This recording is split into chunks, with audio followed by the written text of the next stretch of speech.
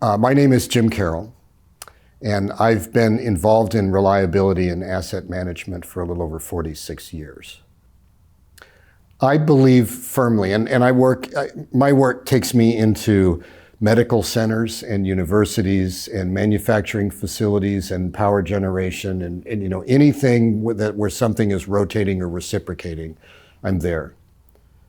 I believe everything that a maintenance and reliability leader needs to know, literally everything, is covered by the 36 elements of the Uptime Elements. And that includes some of the very stringent regulatory requirements that exist in healthcare facilities.